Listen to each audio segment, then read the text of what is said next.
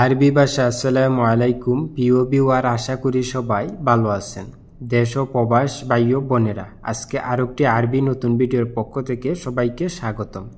আজকের আরবিমূলক ভিডিও আমাদের জন্য খুবই গুরুত্বপূর্ণ। আমরা যারা নতুন তাদের জন্য ইম্পর্টেন্ট, কাজের ক্ষেত্রে চলাফেরার ক্ষেত্রে প্রয়োজন। প্রথমে আরবি পরে বাংলা, যাতে বুঝতে সহজ হয়। তাই বন্ধুরা, ভিডিওটা না টেনে শেষ পর্যন্ত দেখবেন। আমার চ্যানেলটি সাবস্ক্রাইব করবেন, পাশে থাকা বেল আইকনটি বাজিয়ে রাখবেন। আমি আর বেশি কথা বলবো না, আরবি ভাষা শুরু করা যাক। ইনতা জিসম কেফ অর্থ হচ্ছে তোমার শরীর কেমন। তোমার শরীর কেমন আরবিতে বলতে হবে ইনতা জিসম কেফ। এখানে ইনতা অর্থ হচ্ছে তুমি বা তোমার, জিসম অর্থ হচ্ছে শরীর, কেফ অর্থ হচ্ছে কেমন। তাহলে আমরা শিখলাম ইনতা জিসম কেফ অর্থ হচ্ছে তোমার শরীর কেমন। হুয়া ইয়াশ কালাম এসমা অর্থ হচ্ছে সে কি বলে শুনো। সে কি বলে শুনো আরবিতে বলে হুয়া ইয়াশ কালাম এসমা। এখানে হুয়া অর্থ সে, ইয়েস অর্থ হচ্ছে কি। হুয়া ইয়েস সে কি, কালাম অর্থ হচ্ছে কথা বলা, এসমা অর্থ হচ্ছে শোনা বা শুনো। কালাম এসমা বলে শুনো। তাহলে আমরা শিখলাম হুয়া ইয়েস কালাম এসমা অর্থ হচ্ছে সে কি বলে শুনো। ইনতা ফাহেম তো হাদা অর্থ হচ্ছে তুমি এটা বুঝেছো। তুমি এটা বুঝেছো আরবিতে বলতে হবে ইনতা ফাহেম তো হাদা। এখানে ইনতা অর্থ তুমি, ফাহাম বা ফাহেম অর্থ হচ্ছে বুঝা, ফাহেম তো বুঝেছো, হাদা অর্থ এটা। তাহলে আমরা শিখলাম ইনতা ফাহেম তো হাদা অর্থ হচ্ছে তুমি এটা বুঝেছো। মুমকিন হুয়া ইনসা অর্থ হচ্ছে হয়তো সে ভুলে গেছে। হয়তো সে ভুলে গেছে আরবিতে বলতে হবে মুমকিন হুয়া ইনসা। এখানে মুমকিন অর্থ হচ্ছে হয়তো বা সম্ভবত বা হতে পারে। হুয়া অর্থ সে, ইনসা অর্থ ভুলে যাওয়া। তাহলে আমরা শিখলাম মুমকিন হুয়া ইনসা অর্থ হচ্ছে হয়তো সে ভুলে গেছে। আনা আরফ সোয়াই অর্থ হচ্ছে আমি একটু জানি। আমি একটু জানি আরবিতে বলতে হবে আনা আরফ সোয়াই। এখানে আনা অর্থ আমি, আরফ বা আরিফ অর্থ হচ্ছে জানি, বা মালুম বা আদরি অর্থ হচ্ছে জানি, সোয়াই অর্থ একটু। তাহলে আমরা শিখলাম আনা আরফ সোয়াই অর্থ হচ্ছে আমি একটু জানি। হাগ্গে মুদের আনা ওয়াদ্দি অর্থ হচ্ছে আমাকে আমার ম্যানেজার পাঠিয়েছে। আমাকে আমার ম্যানেজার পাঠাইছে আরবিতে বলতে হবে হাগ্গে মুদের আনা ওয়াদ্দি। এখানে হাগ্গে অর্থ হচ্ছে আমার, মুদির অর্থ হচ্ছে ম্যানেজার বা সুপারভাইজার। হাগ্গে মুদির আমার ম্যানেজার, আনা অর্থ হচ্ছে আমি বা আমাকে, ওয়াদ্দি অর্থ হচ্ছে পাঠানো। আনা ওয়াদ্দি আমাকে পাঠিয়েছে। তাহলে আমরা শিখলাম হাগ্গে মুদির আনা ওয়াদ্দি অর্থ হচ্ছে আমাকে আমার ম্যানেজার পাঠিয়েছে। সাইয়েরা ওয়াগেফ হ্যান অর্থ হচ্ছে এখানে গাড়ি থামাও। এখানে গাড়ি থামাও আরবিতে বলতে হবে সাইয়েরা ওয়াগেফ হ্যানা। এখানে সাইয়েরা অর্থ হচ্ছে গাড়ি, ওয়াগেফ অর্থ হচ্ছে থামানো, হ্যানা অর্থ এখানে। তাহলে আমরা শিখলাম সাইয়েরা ওয়াগেফ হ্যানা অর্থ হচ্ছে এখানে গাড়ি থামাও। নাম আনা মালুম আরবি লুগা অর্থ হচ্ছে হ্যাঁ আমি আরবি ভাষা জানি। হ্যাঁ আমি আরবি ভাষা জানি আরবিতে বলতে হবে নাম আনা মালুম আরবি লুগা। এখানে নাম অর্থ হচ্ছে হ্যাঁ বাজি, আনা অর্থ হচ্ছে আমি। নাম আনা হ্যাঁ আমি, মালুম অর্থ হচ্ছে জানি, লুগা অর্থ হচ্ছে ভাষা। মালুম আরবি লুগা, আরবি ভাষা জানি বা আরবি ভাষা বুঝি। তাহলে আমরা শিখলাম নাম আনা মালুম আরবি লুগা অর্থ হচ্ছে হ্যাঁ আমি আরবি ভাষা জানি বা হ্যাঁ আমি আরবি ভাষা বুঝি। আনা গাবল সাউই সুগুল কাহারাবা অর্থ হচ্ছে আমি আগে বিদ্যুতের কাজ করতাম। আমি আগে বিদ্যুতের কাজ করতাম আরবিতে বলতে হবে আনা গাবল সাউই সুগুল কাহারাবা।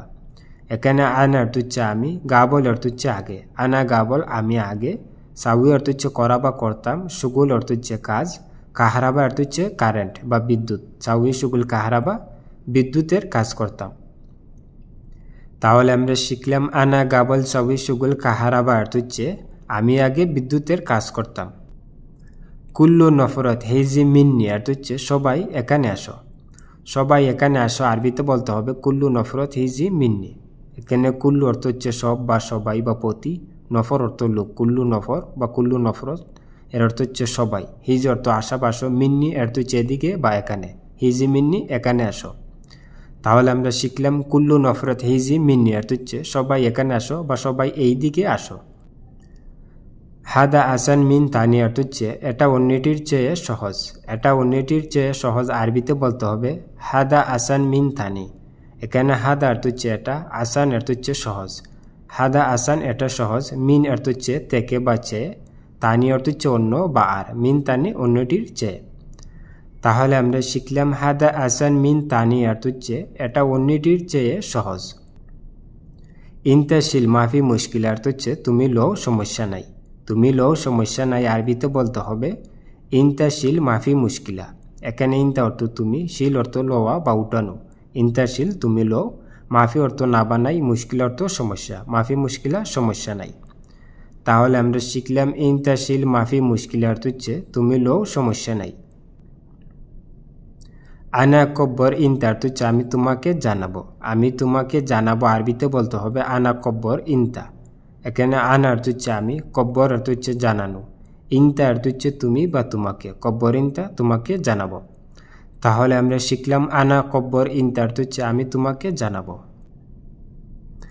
আনা মা একদার হাদা অর্থ হচ্ছে আমি এটা পারবো না। আমি এটা পারবো না আরবিতে বলতে হবে আনা মা একদার হাদা। এখানে আনা অর্থ হচ্ছে আমি, মাই অর্থ না, একদার অর্থ পারা। মাই একদার পারবো না, হাদা অর্থ এটা।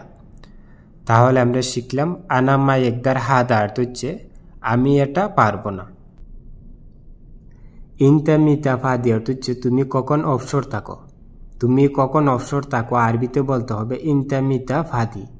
এখানে ইনতা অর্থ তুমি, মিতা অর্থ কখন বা কবে, ফাদি অর্থ হচ্ছে কালি বা অবসর বা ফি। তাহলে আমরা শিখলাম ইনতা মিতা ফাদি অর্থ হচ্ছে তুমি কখন ফি থাকো বা তুমি কখন অবসর থাকো। আনা মাইবি জঞ্জাল অর্থ হচ্ছে আমি ঝগড়া চাই না। আমি ঝগড়া চাই না আরবিতে বলতে হবে আনা মাইবি জঞ্জাল। এখানে আনা অর্থ আমি, মাই অর্থ না, এবি অর্থ চাই। মাইবি চাই না, জঞ্জাল অর্থ হচ্ছে ঝগড়া বা বেজাল। তাহলে আমরা শিখলাম আনা মাইবি জঞ্জাল অর্থ হচ্ছে আমি ঝগড়া চাই না বা আমি বেজাল করতে চাই না। ইনতা বাররা মাফিরু অর্থ হচ্ছে তুমি বাহিরে যেও না। তুমি বাহিরে যেও না আরবিতে বলতে হবে ইনতা বাররা মাফিরু। এখানে ইনতা অর্থ তুমি, বাররা অর্থ হচ্ছে বাহিরে। ইনতা বাররা তুমি বাহিরে, মাফি অর্থ না, রু অর্থ যাওয়া, মাফিরু যেও না। তাহলে আমরা শিখলাম ইনতা বাররা মাফিরু অর্থ হচ্ছে তুমি বাহিরে যেও না। আউয়াল সাউই শুগুল অর্থ হচ্ছে আগে কাজ করো। আগে কাজ করো আরবিতে বলতে হবে আউয়াল সাউই শুগুল। এখানে আউয়াল অর্থ হচ্ছে প্রথম বা আগে, সাউই অর্থ করা বা করো, শুগুল অর্থ কাজ। তাহলে আমরা শিখলাম আউয়াল সাউই শুগুল অর্থ হচ্ছে আগে কাজ করো বা প্রথমে কাজ করো। বাদেন শিল ফুলুস পরে টাকা নিও। পরে টাকা নিও আরবিতে বলতে হবে বাদিন শিল ফুলুস। এখানে বাদিন বা বাদ অর্থ হচ্ছে পরে, শিল অর্থ নেওয়া বা উঠানো, ফুলুস অর্থ টাকা।